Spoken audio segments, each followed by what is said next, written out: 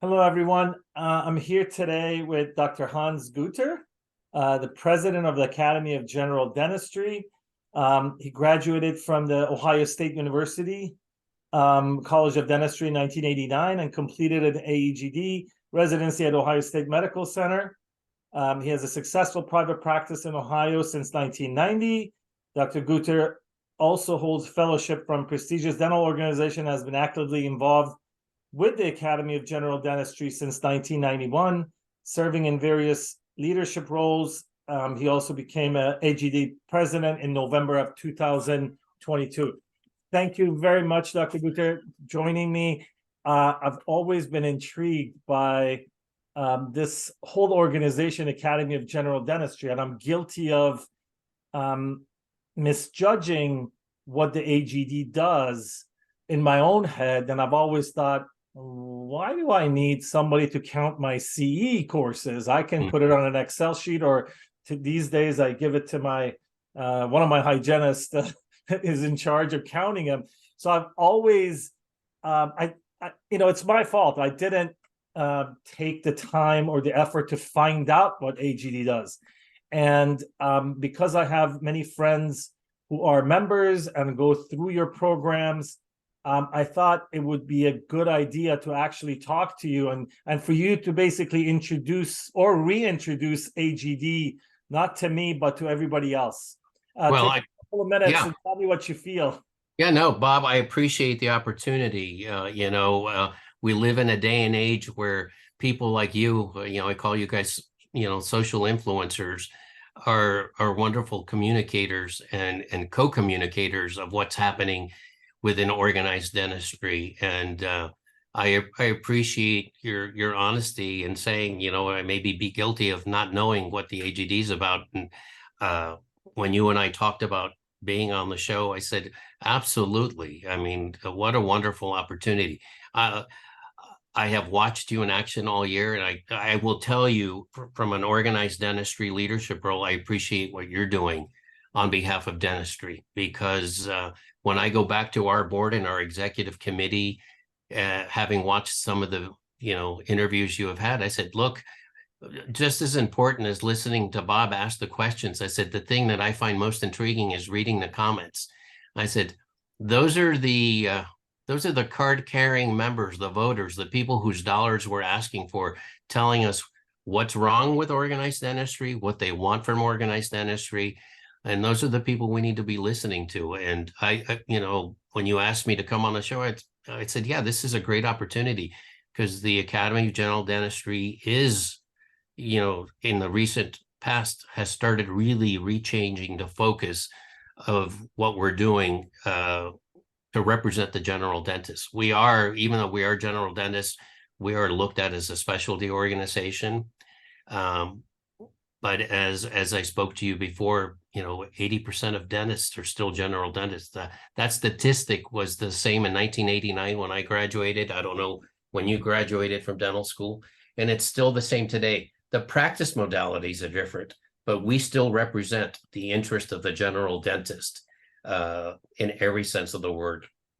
Yeah, what resonated with me when we first met on the phone was the fact that, you told me, the endodontists have their own organizations, the periodontists have their own organizations, the oral surgeons definitely have theirs. I think having an organization that represents general dentists and their concerns is definitely, the idea is valid. I'm accepting of that. What I have a problem with all of these organizations is there is a term in computer programming and development. It's called forking.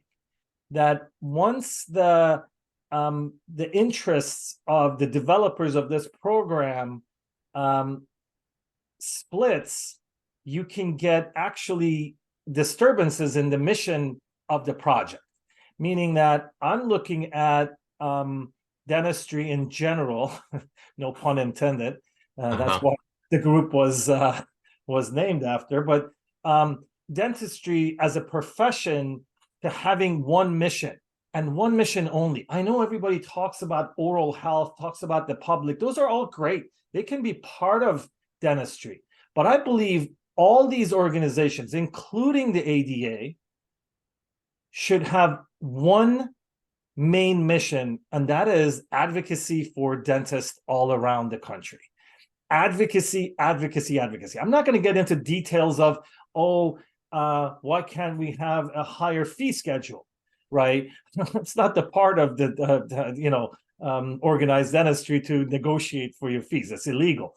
But if we advocate properly for all dentists, I think we can accomplish a lot more. So my question to you is, why should I join the Academy of General Dentistry when I believe that maybe it can be a distraction from the main goal, which is advocacy? Why can't we all get along, that cliche, together?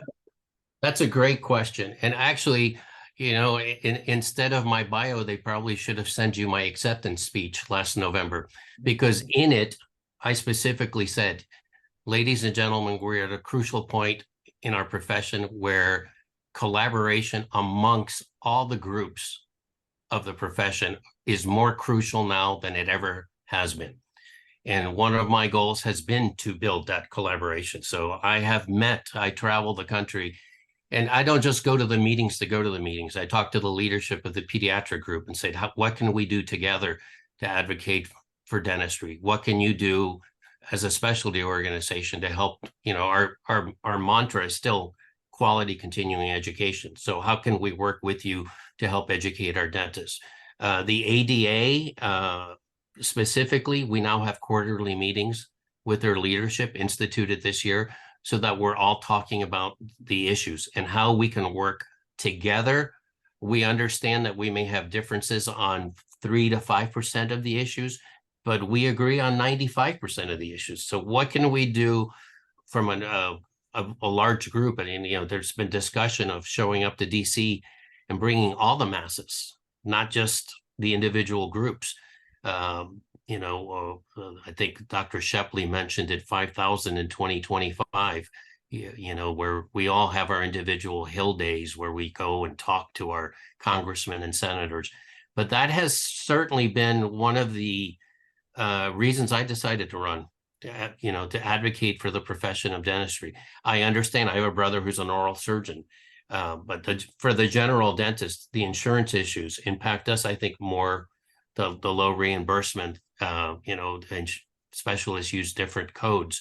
So I think having a lobbyist that represents the profession sounds utopian, because every group has that 3 to 5% individuality. We have hired a brand new lobbying firm, not a lobbyist, in DC, full service lobbying firm right now, where, one of the mandates that I gave them was, your goal as our new firm, and we're paying you a lot of money, is to make sure that every healthcare legislative body in DC knows who the Aegd is, who we represent, and what we stand for. And the ADA has heard that too. I mean, we are actually now collaborating with them. They invite our leadership to their Hill Day. We're inviting their leadership to our Hill Day. And, the utopian dream is to have everybody together in DC, and not just the ADA and the Aegd, but, if the oral surgeons want to be there, the pedodontists want to be there, periodontics, you name it. We want our voices as a profession heard. We need to advocate as a unified front. And I very much agree with your assessment of, we don't want to have what happened to medicine happen to us. And we need to be loud. I'm my main point, and I know that's one of your big sticking points, is you want a pit bull in DC fighting legislatively. And that's where I'm coming from. Said we need to be in DC, and we need to be in the faces of all these committees and all these congressmen and senators that make these laws. And we need to be in their face on a daily basis, saying, this is how it impacts the profession. More importantly, this is how it impacts the patients that we serve. Right. And I understand that back in the day, a few years ago, maybe a decade or so plus ago, your organization decided not to make ADA membership um, a um, a requirement of being a member of the Aegd. Correct. I don't agree with that, to be honest with you. I understand it's difficult for people to pay for all these organizations. You know, the cost can be you know, an obstacle for us Hmm. to join everything, right? Right. I do have some plans to take care of, at least to address that, not take care of it. But I think a lot of us who have been blessed with good practices and a long career can actually donate more, donate more and support, maybe sponsor a young dentist who cannot join. But my main point here is I want I want all the attention to be um, laser focused. This whole thing going on in California bothers me. You know, the Yeah. fact that we're turning this profession into a business for people who are not really related to our profession. You know, Right. if you come out and you tell people that, oh, you can just join my group, you don't have to be part of the our whole image of profession, to me is counterproductive. Now, you know me, I've criticized the ADA as much as anyone. They have some work to do as well. Yeah. But Yeah. I've always said, don't throw the baby out with the bathwater. You Right. know, let's correct things. So what I want to ask you is, before we get into what AGD is and what they do, are you committed to make sure we all work together and all the money that comes in works in one direction? Meaning, advocacy for dentists in DC, to me, is really important. We're fighting billion-dollar industries, Oh, you know, absolutely. to set policies. What are your thoughts on that? Yeah, no, I mean, again, I could tell you if and my acceptance speech is videotaped. You can always ask to listen to it. And said, yes, we must work as a whole profession. We represent, in my opinion, the largest percentage of practicing dentists in the United States. So, 80% of us are general dentists. So my commitment as president of the Aegd is laser focused on, yes, while I want to work on behalf of the profession collaboratively with the ADA, and I have served with both George Shepley, he served on our Aegd board, and with Linda. So we're very close friends, and it has been a utopian situation to have people that you trust and know to work together. We understand that they're wearing their ADA hat, they represent the ADA, and I'm wearing my Aegd hat. But I have been a lifelong ADA member. I have been a member of the ADA since I started practicing. For me, the Aegd has been honestly the reason I have the successful practice from an education. We'll get into the educational portion of it, and from an advocacy point, because the ADA represents the whole, and we need to be able to speak on behalf of the general dentist, but we have so many common issues that we should be working together. We have no formal statement on the California situation as the Academy of General Dentistry, other than we support organized dentistry, because we are an organization made up of components and regions ourselves, and it is alarming to see what's happening in California, because it could potentially trickle down into other organizations. And next thing you know, you've got every organization is fragmented. But I feel for George. He and I have had several conversations. I feel his angst with this, and I don't know what they're doing internally to communicate. I have been, quite honest about that. That I don't see what the ADA is doing to help communicate to the ADA member about what's going on in California. Have very very close connections in California. And, it's, one of my favorite sayings, Bob, is there's always two sides to the story and the truth is somewhere in the middle.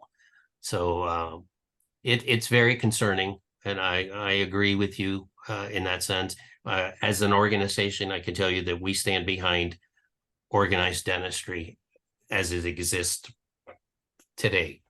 Right. It'll be interesting. I'll be at the ADA house in November. It'll be in October. It'll be interesting to see what happens in October in Orlando from discussions. There's more politics that take place outside the meeting rooms than inside, because the California vote doesn't happen until the following month. So it'll be interesting to see what kind of efforts are made by the ADA while we're all in Orlando together. Right, right. I'll be there as well for the first time in probably 20 years. And this time I'm staying for all the meetings as well. Good. But one thing that you said that I want to just kind of mention that and then move on to the Aegd is that I don't like the fact that you just told me Aegd does not have an official statement. Why not? Stand up. Meaning that I'm not just telling you that. I hear from so many people in California that, oh, it's not time, this and that. We need to stand up for our profession. I don't care about this guy or that guy or things like that, but I believe if we let them, they'll take us to the path of the AMA. Mm-hmm. I mean, if you want to become a commercial entity and make money, it's not aligned with the mission of helping the profession. So I don't know. I want people to think about this, but I want to let's move on from that. What I wanted to talk to you about is that I want to make sure the Aegd is aligned, and my idea is actually to maybe have a unified lobbying power. Put all the money that you usually put in through the lobbying of all these organizations to make sure that we get somewhere. If the whole pie of the ADA is maybe 70%, maybe 10-15% can come from Aegd. These are ideas that I work in my head. I'm not sure if it's possible or not, but my whole message here is unification, not to go different ways. And all the insurance companies basically have one lobby. I want us to have one lobby. Yeah. Well, and as I told you, that is a goal. Unfortunately, when you come to current lobbying days, as you probably are very aware of, we have contracts set for a couple of years ahead. So the goal, was for 2025 to have a collaborative, there's a lot of stuff that has to happen behind the scenes for that to work, obviously. But that, George and Linda and I, when we met in Chicago, we said, how cool would it be to have masses of dentists in DC? One lobbying group is a utopian situation. I think we could get potentially lobbyists to work together for the profession. In a sense, obviously the dollars that the ADA has is much more than what the Academy of General Dentistry done. They have a budget of $150 million. We have a budget of $15 to $16 million. It certainly would be nice if we could increase our membership to the point where, yes, we could just keep adding to the pot, because that is, as I explained to young dentists, unfortunately, whether it's right or wrong or indifferent, the way our practices are impacted are based on the dollars that we give to help get elected officials reelected or not elected. That's the reality of practice, and you need strong lobbyists. We've been fortunate here in Ohio, for instance. I always introduce my state as one of the 5 that was lucky enough to win the $3 million lottery from Kellogg for mid-level providers. And in Ohio, when I was a constituent leader, we don't have our Ohio Aegd doesn't have a PAC fund, but we donated to the Ohio Dental Association PAC fund. We donated $2,000 a year, which doesn't seem like a lot, but the other specialty groups within the state were also doing it. And we have managed to keep the mid-level provider issue. It has never come to full fruition. They have a strong lobbying group, UCAN Ohio, that always shows up the day after we're there to talk. But the collaborative effort in Ohio is an example that I use when I travel the country, because while the Aegd doesn't have a PAC fund in Ohio, we contributed to the state PAC fund, the ADA, ODA PAC fund. And I contribute to the AdPAC fund every year myself too. And I would think you would find that very true of, Bob, I comfortably tell you 85% of our Aegd leaders are involved in ADA leadership and donate to the PAC in that sense. So we have a lot of our leaders in the Aegd are very involved in organized dentistries within the ADA and their mindset.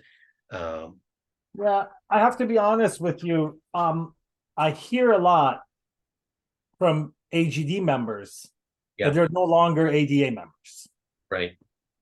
And I understand finances, and I understand every organization is looking for membership and fighting for the same dollars that everybody has.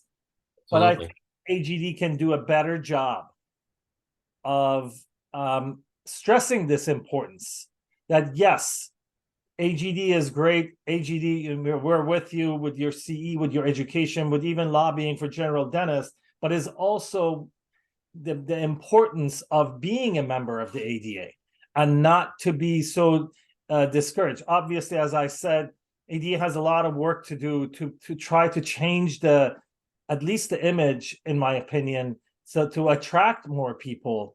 But I think also I'm going to ask you, and hopefully the next president can come on as well, to maybe modify this message a little bit that, hey, let's talk about both organizations. It's important to put differences aside and show that this AdPAC issue that you talked about. I know the leadership are all involved in the being a member of the ADA, but I think it's your rank and file that can actually help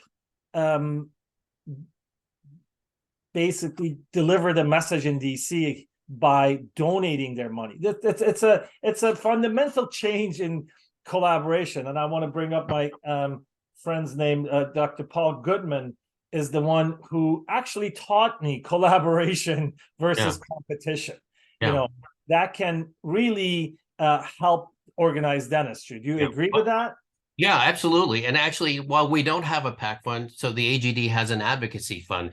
And so, for instance, the situation in Massachusetts, we had an emergency meeting of the board when that came up, and we donated $50,000 from our advocacy fund, along with the, obviously the ADA, had a larger multiple of money. But we took $50,000 on an emergency basis out of our advocacy fund because we thought that issue was crucial. And so we collaborated from an advocacy point of view and from a financial point of view. And we sent out a letter to all our members, an email blast, that they could make individual donations. So we don't have a way of collating how many of our members actually donated dollars to the Massachusetts initiative, and we're getting the ball rolling, working, parallel roads with the ADA, because it has to be done on a state-by-state basis. And, I'm hoping that momentum continues to carry like a tsunami across the country.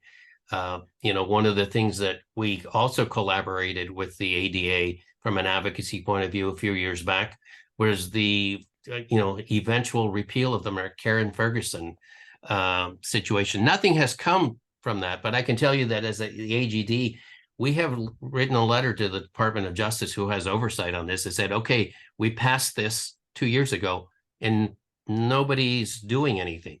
So we are really pressuring through Congress and the Department of Justice. We've written some pretty stern letters to the effect of, this happened 2 years ago and nobody's doing any oversight on the insurance industry. And we expect it to happen. But we have that's an example. It took a lot of work on behalf of both organizations to get the McCarran-Ferguson situation under control. We have contributed money to Massachusetts and have advocated, again, on a parallel path with the ADA going forward. I think our House of Delegates is hearing it, but you're right. We need to communicate this to our rank and file members, and that's where the Academy works with the constituent leaderships. And that's what, we have an annual conference for those leaders, and we're communicating that we cannot be competitive. We need to be collaborative. That is a running theme. And I can guarantee you that Dr. Omer, who will be taking over for me in November, practicing down in Florida, his experience is 30-year Navy and then private practice. And then we have Dr. Chetty from California is our vice president. He will be the president 2 years. We are all on the same page with this. And like I said, never in the history of the Academy of General Dentistry, since I've been involved, have we had quarterly meetings with the ADA to discuss issues in dentistry and how we can work together on behalf of the profession. I'm glad to hear that. And I wanted to touch base on two things that we mentioned, maybe that the people who are listening or watching don't know about these. McCarran-Ferguson Act is to basically, again, correct me if I'm wrong, take away some of the protections the insurance companies have, correct? Yes. Yeah, they can collude and negotiate prices and everything on their own. So we remove that from the table. So if that happens, basically we can, if it's enforced, it's passed, but if it's enforced, we can basically as a profession negotiate with insurance companies. Is that the ultimate goal? That's the ultimate goal. Yeah. I mean, when I took over as office, when I gave my campaign speech, I said, how wonderful would it be to get a federal mandate for cost of living index into our reimbursements, that it is federally mandated, and that as the cost of living goes up, I mean, gosh, look at where we're at right now. The cost of materials, there are, staffing shortages. People are mandating $25-30 an hour coming out of with no experience. Our costs are going through the roof. And, I said, in my opinion, it'd be utopian if we could federally mandate that all private and public insurance be mandated to increase reimbursement, 2, 3, 4% on an annual basis. And obviously, with what happened in Massachusetts, hopefully you and I, as practicing dentists, that our patients get better benefits, because now they have to spend, and we're firmly entrenched. We think it should have been 88%, like medicine is in Massachusetts, but we are firmly entrenched that it should not be anything lower than 85% going across the country. So they're going to have to pay out more, and our patients will hopefully will get less rejection of procedures, less down coding, less bundling of things, and we're going to help. I've always said, how do we keep our members engaged? And as writing a check every year, we help them in their office by helping them either make more money or save more money, and that is the goal of organized dentistry. The leadership, the 20% of leaders, have drank the Kool-Aid, but how do we keep the person who's practicing in somewhere Idaho and nowhere Montana engaged as a member? We're saving them money and helping them potentially make more money, and how do we help control the cost of running a business, regardless of the practice model that they're in? Yeah, and that's one of the main things that I hear from members is that, yes, it's good to care about public health, and it's good to care about oral health in general for the public, educating the public, but I'm paying dues. Absolutely. Advocacy. I'm not paying for anything else mainly. Yeah. I understand we have a obligation to educate our patients, but advocacy of the profession should be the number one concern of all organized dentistry. And that's what we're going. And then you talked about this issue that you guys fended off in Ohio. That you're talking about the mid-level providers, as in someone be able to basically do what a dentist does without a dental degree, correct? And unsupervised. And unsupervised, yes. Most importantly, unsupervised. Yeah, and this is happening in medicine, obviously, as you know. Yeah. A lot of nurse practitioners and physician assistants. My son is in medical school second year, and he tells me some things that he hears, and it's very very concerning. Isn't it though? I want to kind of move away from the political stuff, and I want to find out more about Academy of General Dentistry, right? Let's pretend I don't know anything about Academy of General Dentistry. Let's actually not pretend I don't know anything about Academy of General Dentistry. From what I have heard, is that every time I take a CE, they ask me for an Aegd number, and I don't have one. I just say NA.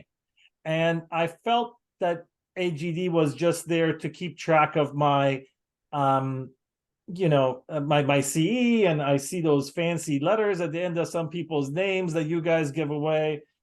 Maybe I want one day, but tell me what the Aegd does. Why should I, as someone who's never been a member of the Aegd, care about joining Aegd? And what are the things that you do that the ADA doesn't do, or is too large to do for a general dentist? Well, I'm going to play you there for a second, because we don't give away FAGD or MAGD. Those are very well-earned awards. We don't consider them a license or a credential. Those are very well, being the owner of one. So, receiving your dental degree just makes you legal. And what I can tell you about a member in the Academy of General Dentistry is we are continuing education junkies. We understand that what we learned in dental school was the minimum needed to receive a piece of paper to hang on my wall. But your education starts at that point.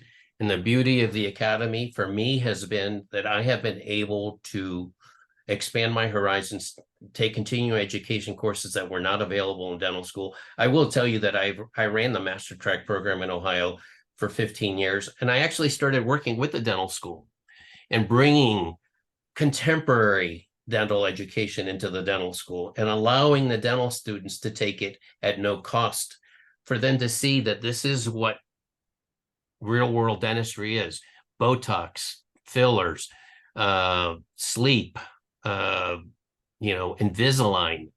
We were bringing it into the dental schools and had a wonderful working relationship with the dean at that time. But the students saw what the value of, we still like to consider ourselves quality continuing education. I know you mentioned, when we talked, I said, I can sit here on my computer and take all 30 hours required for my state dental board with continuing education, sitting right here, listening to a lecture and answering 20 questions. What makes the Academy different is we do have an awful lot of hands-on participation, but we're also aware of the times we are living in. We're developing a model of virtual hands-on, because we understand the young dental students coming out with the dead can't travel. So we are working on virtual hands-on courses where you can sit in your own office and do the procedures and submit them. We're working on microdental education, where you could sit during lunch and say, let's just use an example of how to pick up locator attachments for a denture. It's a 15 to 30-minute presentation. You get the CE for it. So we become relevant to the people who can't afford to travel to meetings. Our scientific meeting, we just had it in Las Vegas, phenomenal venue of hands-on education. I consider myself a visual learner, and I've gone through 10 years at Pankey. I've always loved having somebody standing over my shoulder who's done this a few thousand more times than I have, critiquing it and saying, no, this is how it's done. Sitting on a computer and listening to a lecture is one thing.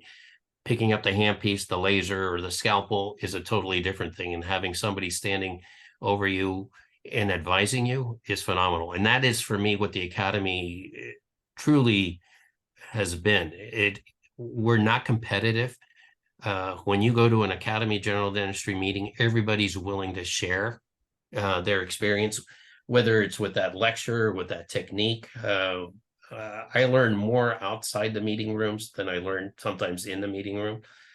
But we are laser focused on lifelong learning, and the awards are a carrot. It's a goal.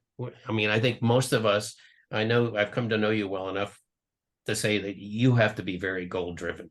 I mean, I've heard your goals. If the ADA doesn't do this in 3 years, I'm taking over, and these are my goals. And I would say that that's true about most dentists. We're very goal driven. We wouldn't have gone through dental school and put ourselves through those 4 years if we weren't. And so I looked at my fellowship as that's my goal. It's 500 hours of continuing education. It is an extremely difficult fellowship examination, which, for me and my patients appreciate it when I receive my fellowship, because they know how much time I've spent out of the office taking these courses. And there's nothing cooler than coming in and go, so what did you learn last week? What do you, because they hear it all the time. Like, you tell me what I'm doing for you today may be totally different 2 years from now, because my commitment to you as my patient is that I'm going to stay up to date on the latest technology, techniques, and procedures that we have. That is what my experience as an Aegd dentist has been. And I'm going to offer you the absolute best that I can. And they appreciate it. And, that's, while I'm a solo practitioner, I know you like to say your next door neighbor is not your competition. You and I probably have the same type of practice. My marketing really is probably 80% internal. It's a very satisfied patient that knows I'm not rushing to get things done, and they know that I'm taking time out of my office to go get further educated and bring techniques and the best, so that I'm taking care of my patients, because ultimately my goal is to pass that baton to the next dentist. And that's how my experience was. Dick was a master of the Academy of General Dentistry. He's now deceased, so you won't mind my saying he was old enough to be the first Pankey class, studied with Dr. Pankey. And when I bought his office, I saw his patients coming in beautifully restored. Their dental IQ was through the roof. They would call and say, I need to schedule my next crown. There was never any kind of salesmanship being done. They had been educated so well about what dentistry is because of his involvement in the Aegd and with all the CE, that it made it a pleasure. I paid a fair price for the practice, but I paid for his reputation, and my commitment was to one day be able to pass that baton of ownership to somebody else. And I want them to look in my patient's mouth and say, holy Christ, Hans restored this back in 1992, and it's still there. It's functioning, and it's still there. So that's for me what an Aegd dentist is, and that's what the education that the Aegd has afforded me. I tell my staff, I do that. I can go to get my haircut for $5.99 up the road. I send my staff once a year to one of the best salons in Columbus, and I either get them a half-day package or a full-day package. And when we have a staff meeting, I tell them, I go, you got your haircut, you got your nails done, but you did it in an environment, in an atmosphere. You were treated with this. They use different products on you. We use the best products on our patients. I said, and I paid $150 for each of you, and I can go get my haircut for $5.99 next door. It's still a haircut, but it's all about the experience and the quality, the expertise and the training that person has. That's what you're paying for. You're not paying for the haircut. And I think, dentistry, unfortunately, is starting to become, in the eyes of the consumer, a commodity. And we need to change that mantra too, from within. You're not paying me for the crown. You're paying me for the skill and the expertise that I have to deliver that crown. Yeah, I don't know if I agree that in the eyes of most dentists, most patients, I still believe it doesn't matter what generation you are, people appreciate quality. Yeah. Even if the new generation goes to an office that is a transactional relationship mainly, Right. they will quickly realize you can't look for bargains in, what are the two things I always say, healthcare and parachutes, right? You need to make sure you Yeah. get quality in A- about your house. I have Amen. young people come to me and tell me that they've gone to 3, 4 different offices, and their friends said to come here, and that those are the friends who basically I've been seeing since they were little kids, and now they're grown and they're referring. So I do agree with that.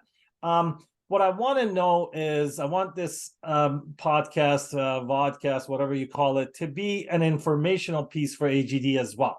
So Sure. I want to know what you guys do. So when people go to these CE court, do you provide CE as well? Does the Aegd provide CE, or do you just check CEs and say, "Oh, this is approved by American Academy of General Dentistry"? How does that work? PACE. So, to get your PACE approval goes through our PACE council. So we don't, we have our dental education council scouts speakers. We don't just invite speakers. We have at times a waiting list of people that want to be speakers for us. So their courses are vetted, while we don't, we ourselves, we have members that provide CE, but they're also PACE approved. We have one of our past presidents works for one of the biggest laser companies in the United States and lectures all over the country on it. But our PACE accreditation is right up there on par with CERP. I mean, it's an extremely difficult thing to get, and it's vetted very closely. The Dental Education Council scouts these speakers. You'll see our scout teams at meetings looking for speakers, and so our constituents hold meetings. So, I ran the master track program in Ohio for 15 years. So I would put on 2 courses a year, 2 3-day courses. And they had to be PACE accredited, and that accreditation comes with certain guidelines. There can't be any salesmanship going on in the meeting. We could set the booth outside and you can decide to do what you want. We expect reviews from the attendees so that we know that we're putting on the best CE possible for you. So every constituent and region has their own continuing education programs. And then we have our big national meeting. It was just in Las Vegas, and it's 4 days of CE. And we have that every year. So that is the CE that we put. We don't put our own CE on. We use other speakers. So, we've had Ross at our last meeting, for instance. Ross and Linda Nash were lecturing there. We've had some pretty big name speakers coming in, but they are highly vetted through our DE council, and our PACE council takes their job very seriously too. For you to get PACE accreditation, I applaud you, because that application process is onerous. And by the way, we also encourage them, because they hand out 1 year, 2 year, 3 year, or 4 year PACE accreditation. The better you are as a provider of CE, and the better documentation you have of that, the longer your PACE approval is, so you don't have to jump through those hoops on an annual basis. And of course, it is a pay to play. You have to pay to get your PACE accreditation, as you do if you wanted to be a CERP accredited provider. But we stand for quality CE, and those 2 councils take their work extremely seriously, so that they know that our members are getting the best education within that subject matter. So you guys have educational component, and Yeah. now you have the advocacy component in Yeah. DC, and then that's interesting. And we have 2 councils, our Legislative Governmental Affair Council and Dental Practice Council are very well-versed people in advocacy and legislative. And actually, we never have any statement on internal workings of the ADA, but we do work with them with coding, any kind of issues from a dental practice point of view. We do walk a parallel path with them in that sense. But those 2 councils are made up of people that are very well versed in legislative arena and dental practice arena. So it's become a bigger focus in our organization than it ever was, because it has to be a bigger focus. Great. Hans, I appreciate your time today. I want to give you a couple of minutes if you want to address the audience. Oh, well, I appreciate it. If you have anything to add, go ahead. The stage is yours. Well, thank you. Again, Bob, I want to thank you for the opportunity. It's something I've been looking forward to. I've been quite impressed by your group and the discussions that you had. I know we didn't get into certain issues of, corporate DSO. I want you to know that the Academy of General Dentistry supports all general dentists, regardless of their practice modality, that we want to be involved in an educational manner to help them throughout their entire career. We have a wonderful relationship with Heartland, for instance. Actually, he pays for their Aegd membership and he bonuses them when they get their fellowship because he knows that they're better trained dentists, translates to his business model of a more productive practice. So we truly believe, regardless of your practice modality, the Aegd supports the general dentist in those models. And I'm looking forward to viewing this whenever you post this, because as I stated to you, the biggest thing that I get from watching you is looking at the comments that people made. And I have advised our executive committee, our executive director, our senior management. I said, let's watch what the comments are, because that's what the people are asking for. And we need to be much more reactive. We're working diligently to become more nimble and quick. We live in a day and age where we can't wait 2 months to make a decision. We have to act now. And that's something that we have been very committed to, much like you do with your show. I mean, this stuff happens in one night and I see the communication taking place and I'm, forwarding comments to our leadership. I said, we need to be able to react yesterday, not tomorrow. So I appreciate the opportunity to be here. I've been on Dinks, some of the other groups. I welcome any opportunity to have somebody with your bandwidth help us get the word out. And I stand with you in the sense that we need to work as a profession on behalf of all the practicing dentists in this country. And I appreciate what you're doing to try to get that done. I want you to give us a chance, give us 3 years, become a member, and I'll show you what the Aegd is all about personally. Absolutely. Thank you very much for being here today. And hopefully we can have discussions again in the future as we go along. Whenever you want. I mean, I have told the other leaders, if you ever want to talk with all of us together, we welcome any and every opportunity to be on your show. Great. Thank you very much. Thanks. Have a great day.